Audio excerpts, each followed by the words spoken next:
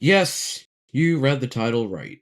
I spent over 3 months watching these movies, writing this script, and editing this video, and I'm damn near certain it wasn't worth it.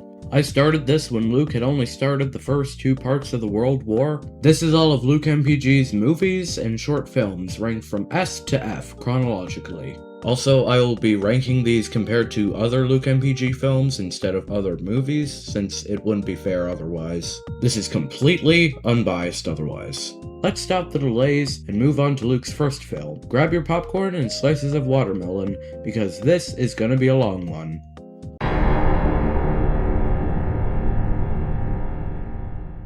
I've made a discovery while watching these films. Most of Luke's movies feel just like he spins a random apocalypse wheel and rolls every option at once.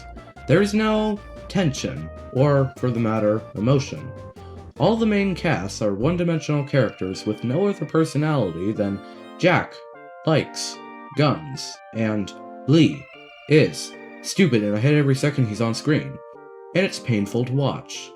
I want to clarify that, as much as it seems like I do, I don't hate LukeMPG. He's a good friend of mine. But as I said at the start, this is an unbiased review of his movies, so I must be honest with you in my review. Anyway, back to the zombies. We start with Luke going to a completely platonic sleepover with his 28-year-old male friends. They get an EAS alert that tells them that there are zombies. Then, 5 seconds later, there are zombies on their lawn. Lee shows how he's the smartest character in fiction by doing moves so genius it would make Jeffrey Einstein soil himself. The group tells Lee not to be loud, and Lee responds by being too loud. After pulling a big brain move, he alerts the zombies towards them because it isn't a smart choice at all, and is actually a stupid decision. Thankfully, Luke knows about a bunker that is never addressed in later films. I wonder why. Because they are stupid, they leave the hatch up, and who would have guessed, a zombie breaks in, and oh my, Lee got bitten! This is a moment in history! Yay! Oh, of course he lives. Then they have 2 people join their group after less than a minute of talking. Then we got some incredibly genius foreshadowing. Wow, these idiots are falling for my trap. Soon this bunker will belong to me. If you can't tell, it's revealed later that they are evil? What will the group do to save them? Anyway, they die 2 minutes later.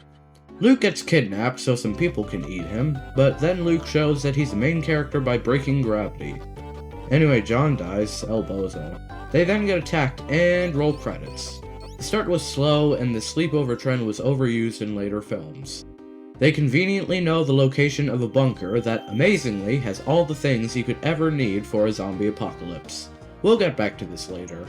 Their logic is stupid, considering how they just leave a hatch open, join someone else's group without hesitation, and the twist of them being evil is just... ugh. Thankfully, the ending looks good so far, and... wait. Oh. Never mind! After everything that happened, everyone dying, the end of the world, all that stuff, it was revealed that it was a fake film, and everything I just saw was pointless. This is just a proper way of Luke saying, I don't know how to end the movie, lol. I could go on for hours explaining why this is a stupid and useless addition to the film, but thankfully, the movie is over now and oh, for fuck! It's like a C tier. It's still well edited and brought together. The writing was just poor.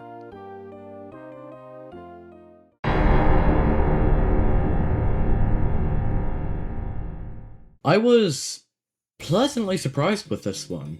I'm impressed. We start with a flashback to robots in the 1800s?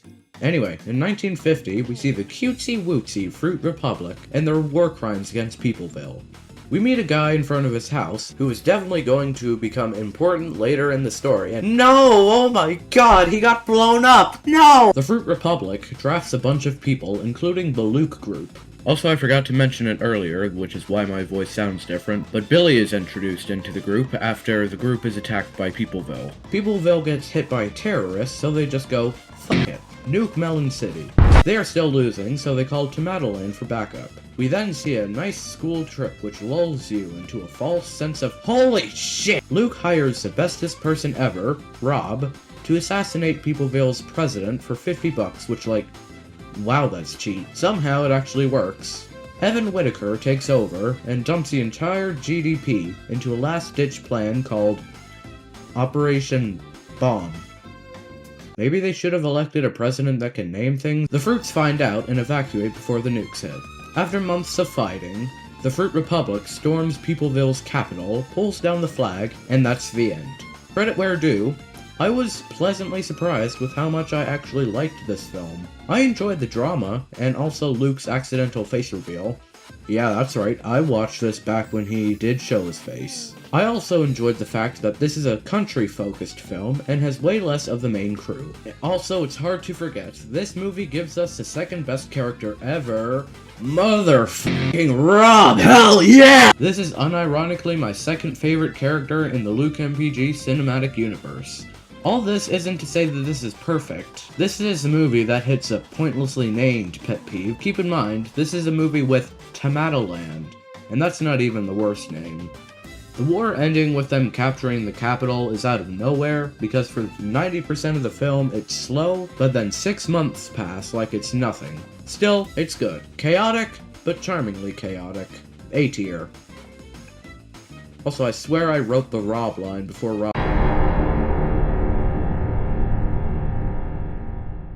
Speaking of Rob, yeah, he has his own short film. I genuinely really liked it. First of all, it's Rob, so it's in an immediate A tier. Second, Luke made this film by far the most serious out of all his films, having background music and the entire film being inspired by El Camino, which is a certified banger. Anyway, this follows Rob after the events of the Playground Wars, where he assassinated the People Playgroundian president and then fled. He runs away from the scene of the assassination and goes to a bar to relax. Suddenly, he is attacked at the bar for being a melon, and Rob kills everyone in the bar before paying for his drink. Cinema. Though seriously, I actually like this part. I enjoy the calming music in the background as chaos ensues in the bar, and the fighting is well choreographed. Anyway, Rob drives away and meets a Corn while driving, and lets him come with him to Tomatoland since the People Playgroundians want to kill him. The Corn tells Rob that he knows that it was him who killed the president, and then they both get drinks. The Corn shows that he has no manners by stealing Rob's water. I can't believe he would do this to our GOAT, Rob! Then the Corn tries to kill Rob, but that's not important. Rob, Hugh, drives to Tomatoland and now lives there as a fish merchant. This is, as of writing, Luke's most recent canon piece of media, and I'm a huge fan of it. Rob was always one of my favorite characters, and seeing him here was beautiful. Loved the start, loved the middle, and loved the end. The best short film of his, without a doubt. S tier.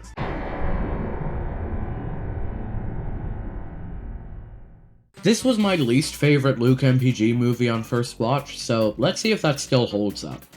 We start with some Peopleville racism, which, something I want to mention, I think it was rather undeserved considering that they just wanted their own rights. But who cares? We have a new adventure that will see these funny little munchkin men go on. They see on the news that there are aliens? Oh my goodness! 8 minutes into this video and I'm already losing my mind. Then they find a bunker that is better than most modern day houses above 100k. Aliens invade them, and Luke gets a flashback to when his father was killed by aliens because of a YouTube challenge? I'm starting to think that these movies aren't meant to be taken seriously, but, what? Oh yeah, Lee got shot! Yay! The aliens can shapeshift now, and then the alien allows Lee to grab his knife to kill him as a corny track plays in the background? Huh? And then they get a note from the President of the Fruit Republic saying to go to their office. Oh, I get it now. This is a trick from the other survivors who slid that note in there to get them to leave, and then the other survivors would steal their stuff. It's actually a very good plot point, hinting at betrayal, and showing that they can't trust anyone in these apocalypses. Wait, what do you mean it was from the actual president? What the fuck? Then the president tells them to go on a dope-ass alien ship in the sky and steal a time machine and a healing syringe from the aliens. So they go to the dope-ass alien ship in the sky, and it's like really stilted and slow, and then it's revealed that the gold melons are bulletproof, and then there's a fourth wall break, and then they are able to go pick up the time machine like it's a Minecraft item. Then they drive away and they go heal. Me me me me me me me me me me me me me me me me. What? Oh, so they killed Jack, finally. So they kill the aliens on the moon so that their dad can't kill any of them since they think they're friendly. Sure. And then they go to Jack's house and it turns out that he's alive again. Yay! I hope that Luke and the rest of the team all get betrayed and shot in a future film.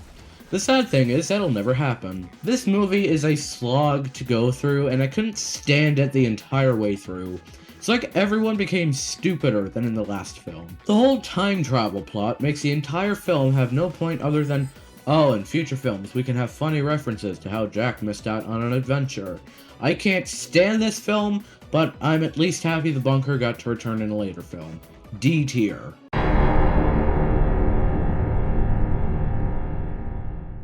Okay, this is about the time when Luke started to really make these films serious, and I'm a massive fan of the change.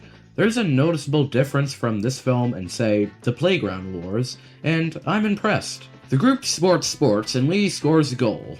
This will have an immense impact later in the film. The group goes inside to watch some good quality television, but they then hear that Apples and Corns have started a rebellion against the Fruit Republic for being discriminated against. We never see actual discrimination, but who cares? That means that there's a new war! Yay! Jack and John go on a vacation away from the rest of the group. The rest of the group knows damn straight they aren't going on a vacation, but they let them go on. And they then proceed to go to a military base that was somehow erected within the 20-ish hours the war has been going on for.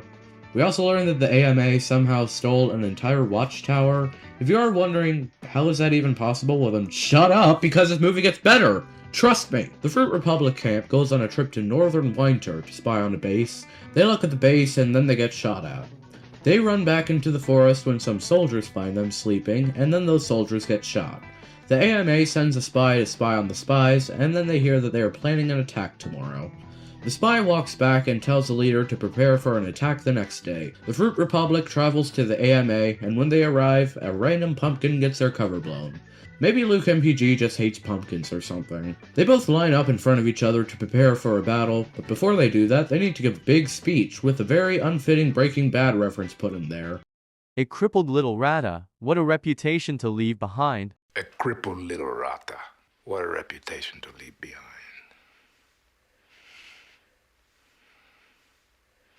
They then start firing and their aim is absolutely horrible. The Fruit Republic general is executed for torturing the corn. That's my biggest pet peeve against this film. We see no discrimination towards apples and corns in previous films, and it feels like an out-of-nowhere retcon. We never see apples and corns being tortured or separated or anything for that matter. It's a retcon that I think is a poor way of giving a reason for drama. We get another Breaking Bad reference, I think. Just do what you need to do. Do what you're gonna do.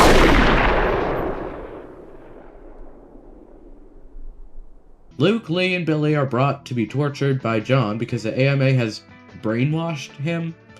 Yeah, right. But after a quick talk, John lets him go, and they take a truck to flee. Jack takes a helicopter to find the group, and when he does find the group, he falls over 100 feet and is fine. We then get another fight, when they crash into some guy's house, who may or may not be important in part 2 of What Remains. Don't ask me, I'm totally not writing it. Lee and John get shot, and Jack gets arrested for murder, even though it was in a war. Anyway, Lee wakes up in a hospital. Remember what I said about Jack being arrested a couple seconds ago? Well, he just got pardoned. Okay. Executive producer LukeMPG. This is a very, very welcome surprise after the atrocity alien invasion. I'm a fan of the cinematography and directing of this movie, possibly being the best of any LukeMPG film. The occasional screw-ups like the bailing out plot and the whole brainwash plot sometimes hinder the film, but it's still solid. It's one of my favorite LukeMPG films by far. It is a solid A tier.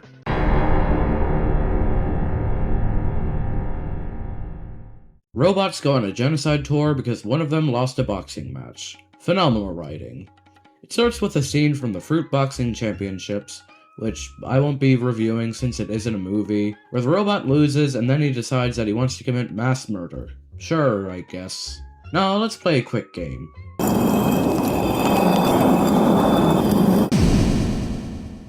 Considering the start of each of the previous films, I want you to take a wild guess and tell me, where is the main group at the start of the film?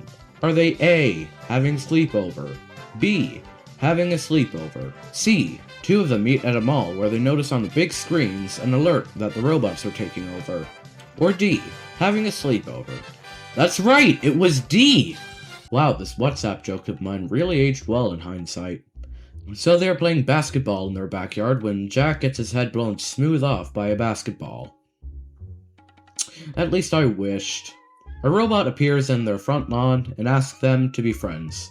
When the robot reveals that he knows that Jack was in the terrorist group in the Civil War, which, wouldn't everyone know that? Anyway, the robot tries to kill them, and when they kill the robot, more come up. They run away and go to a gas station to commit cannibalism when a Terminator reference happens, and they go with a random robot wearing a bandana? Sure, I guess. The nameless president gets assassinated, and then the group crashes because some robots turn off randomly for some reason. A robot attacks them, and Luke somehow no-diffs a robot by tossing him into a building. They head on again and enter Tomatoland and kill the border guard. They then crash by stepping on a landmine. Oh, I'm sorry, the engine blew up. They then get attacked by AIs, and the group no-diffs them again. The group watches for more threats, and they get news that the Fruit Republic is in deep shit. They can't get the engine to run, so they prepare to die from thirst. They turn on the radio to hear that there's an election where both of the candidates are robots, and shortly after, the vote is closed. They discuss where they might live, mentioning how Cactus Land is a good place to live, but then the president announces that they are invading Cactus Land, so that plan is out the window. Thankfully, the robot is able to fix up the truck and they go on. Cactus Land is invaded in brutal fashion, killing over 1,000 cacti in just a short time. We get an example of Luke being a sociopath. I'm glad we're gaining land, but I feel bad. Ah! Holy crap, that scared me. We meet the big bad Bot 1, the creation of a Tomatoland technician, who was designed to do good for the world, but flipped on a dime and went evil and beat him up. Luke is attacked by Bot 1, and it's kind of stunted and slow at times, but who cares? It's a Bot 1 scene, you can't hate it!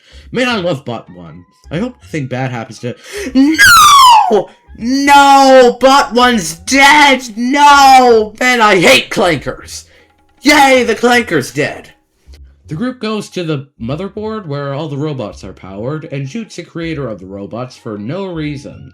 And then he reveals that he was a good guy, and we get the exposition dump about Bot 1 that I just told you. The group asks how to turn off all the robots, and he just goes, "Oh, turn them off?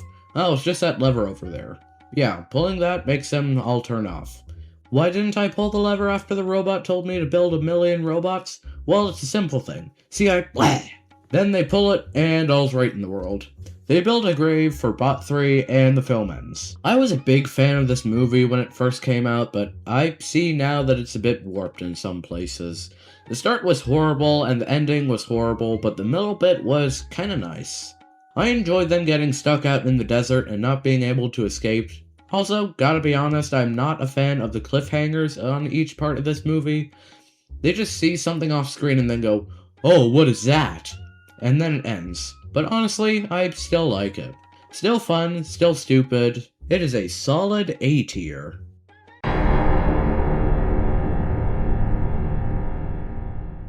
This film follows the early life of Jack Appleson and why he was shaped into who he is in the modern day. We start with his parents going out to buy food when they got bombed in one of the last bombs of the Melonian War. Jack was then adopted by a melon, and the melon did a great job being a father to Jack, while discrimination wasn't helping him much. Then we learn that Jack's father apparently was involved with Rigos cartel/gang stuff, which means he ends up in the hospital every few months. They then move to get away from the gang violence, moving into a massive house. After that, Jack went to the local school, and that's where he met the rest of the group. Rigos criminals find him again, and this time, Jack's father is murdered. Jack gets the home to himself, and that's where we are today. It ends with them mentioning how they might go to Rigos sometime soon. Seeing how Jack gradually changed over time and how his backstory formed him into the person he is in future movies was a nice thing to observe. It's nice seeing how, since he was raised in a house where his father was constantly attacked, raised him up to be more tolerant to violence, thus making him more obsessed with guns in later films. But the question must be left here to ponder, was it worth it to make? In my opinion, no, it wasn't. We could have gotten gradual bits of backstory for Jack over future movies, instead of getting a full-on short film for him. But, considering it is here, it's still a nice addition. It's the most laid-back thing Luke has made, and that's sort of charming. Good pacing, good lore, no random fights for once. S tier.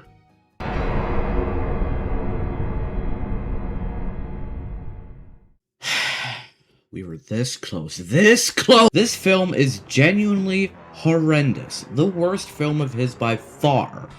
But why so? Well, the group is playing soccer when Lee is told he should try out for the national team because he scored a single goal. Not even 30 seconds in and I'm losing it. Later they decide to plan a trip to the Dragonright Dynasty to go to the Fruit World Cup. They then go to the airport and scan their luggage.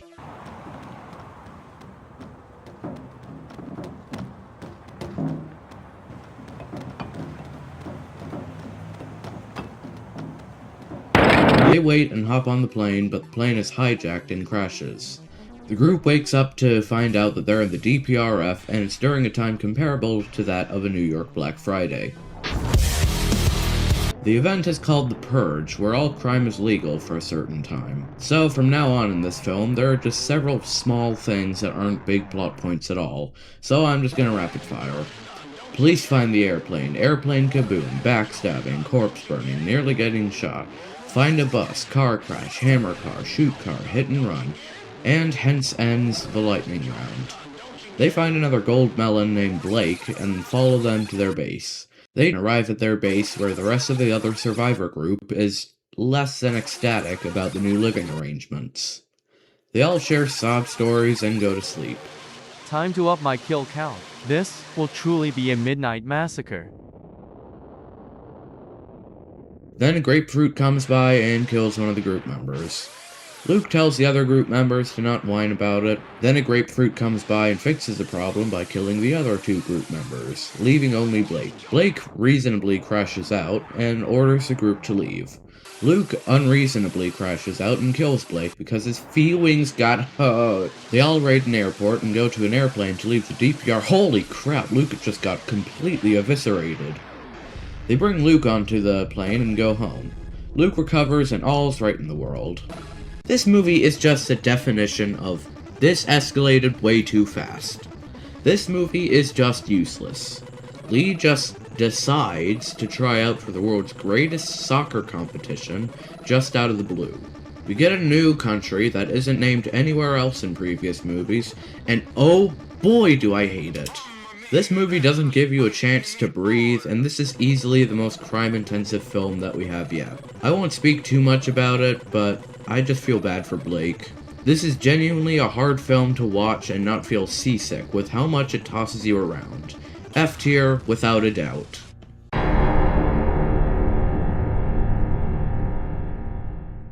Oh my goodness! I needed this after that slog of a movie. The Return is by far considered by most people as the best of Luke's films. But there's something off. There is a secret to this film's success that not a lot of people know. You see, December 2024, the Sonic movie 3 was released, and shortly after, The Return was released by LukeMPG. Now, I watched both films, and I'm sad to report that these films are literally the same. I kid you not, everything is similar. Now, I'm going to describe one of these films, and I want you to guess which film I'm talking about. A world-ending threat driven by a red and black antagonist emerges seeking an ancient artifact capable of granting limitless power, and whoever controls it effectively controls the entire world. The heroes learn of this danger through someone who's familiar with the villain's origins, who explains both the creature's past and the artifact's history, inspiring the group into a long, urgent quest to secure it first. As they travel across multiple regions, the heroes face a former ally who, despite not being malicious, has been manipulated into fighting them. Their journey eventually leads them to a remote area where the artifact is hidden, and both sides arrive at the same time, Forcing a final confrontation, the heroes are nearly guaranteed to lose. One of the heroes manages to grab the artifact and gain a temporary surge of power, though the antagonist remains overwhelmingly strong. Just when defeat seems inevitable, the manipulated acquaintance breaks free of the control placed on him, returns to the hero's side, and sacrifices himself to destroy the villain. In the aftermath, with the threat gone, and the artifact removed so it can never be abused again, the heroes honor the fallen ally whose sacrifice ultimately saved their world. Wow, that was a mouthful. Now, is it A, Sonic 3, or B, The Return? That's right, it's all of the above. Considering I can write an entire paragraph centered around coinciding plot points of each of these films, I can't believe I'm saying this, but this is more of a copy than something like What's Up, Balloon to the Rescue, because the only similar plot points is Balloon House and Old, when this film was just straight up the same. Not to say that What's Up is a better film, heavens no, that film can rot in hell for an eternity. I don't want that Chinese guy in there with my monsters! He didn't even say anything when I showed him the cookie! Did you try showing him a fortune cookie? I just mean The Return and Sonic 3 are carbon copies of each other. It's like generic off-brand Coca-Cola versus classic Coke. I can't compliment anything about this film without it being part of Sonic 3, except one. There is one thing that this movie does that is different from Sonic 3 that I like. That is, the character of Motherfucking Free Bagels Guy! Hell yeah! In all seriousness, however, this is a good movie, but only because Luke copied Paramount's homework. If you want to watch Sonic 3 but are broke, give this a try. S tier for most people, but for those who know, it's honestly a B tier.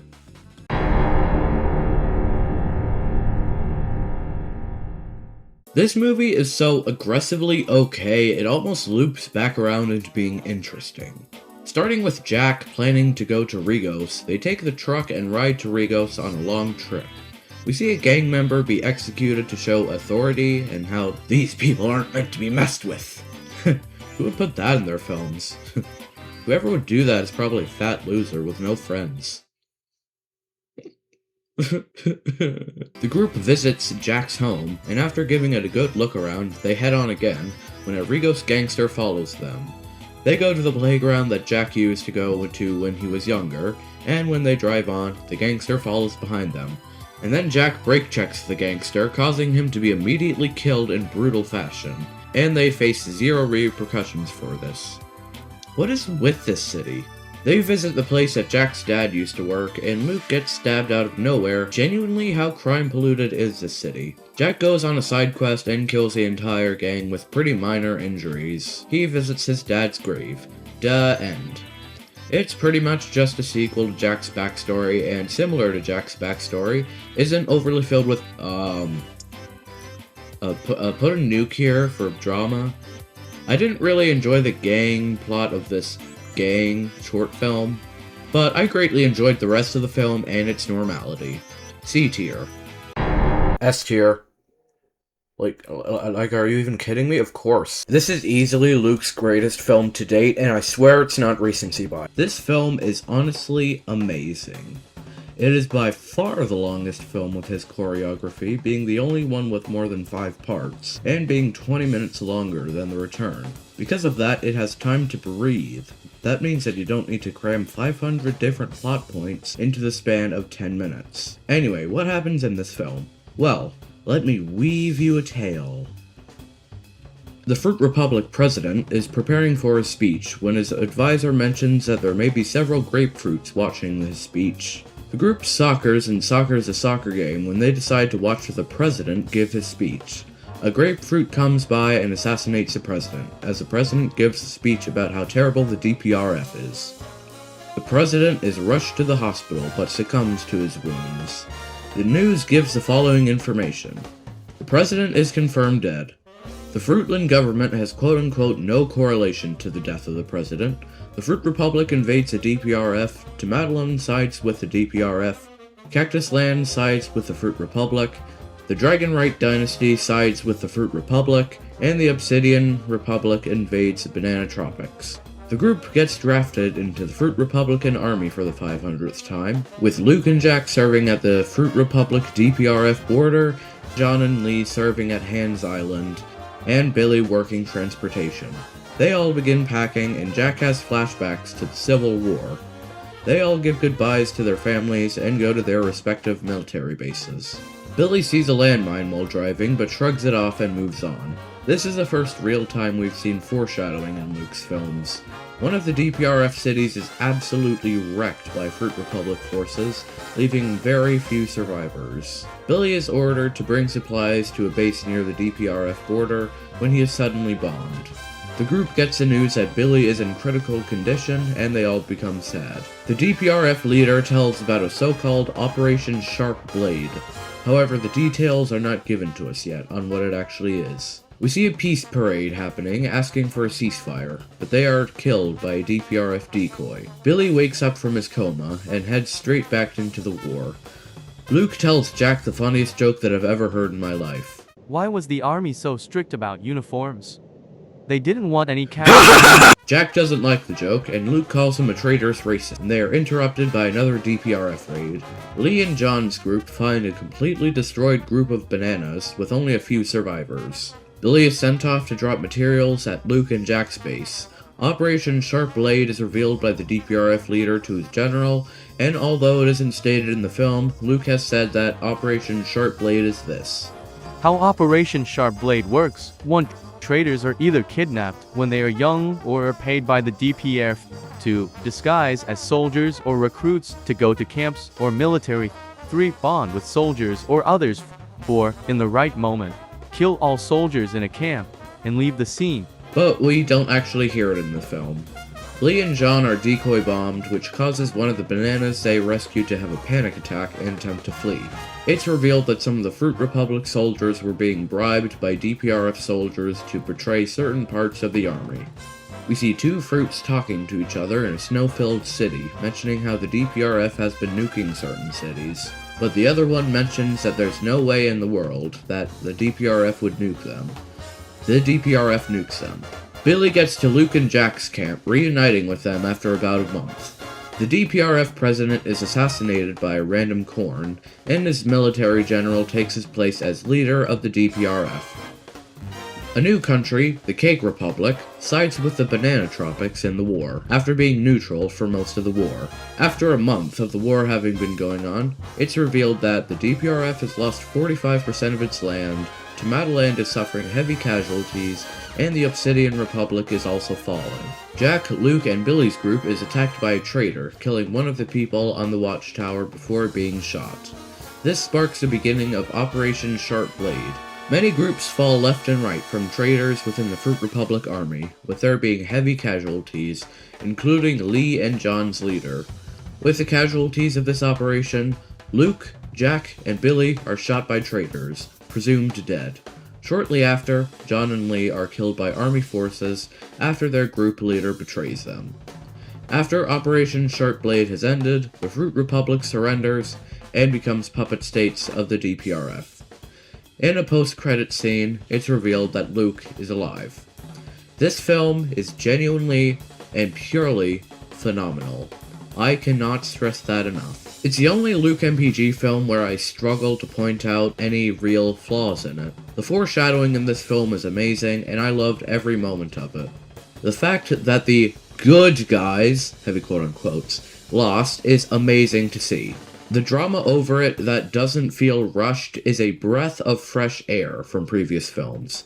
It is pure, unadulterated cinema. Nothing more, nothing less. S tier.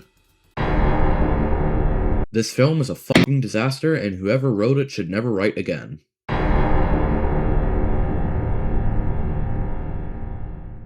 Overall, Luke's films are far superior than other Melon Playground films usually. Are there the occasional outliers such as Alien Invasion and Midnight Massacre? Yes. Yes, there are. But films like The Playground Wars and The World War are absolutely phenomenal in all aspects. His movies are the definition of a mixed bag. His writing in earlier films were a tad poor, but even from the start, his cinematography was amazing.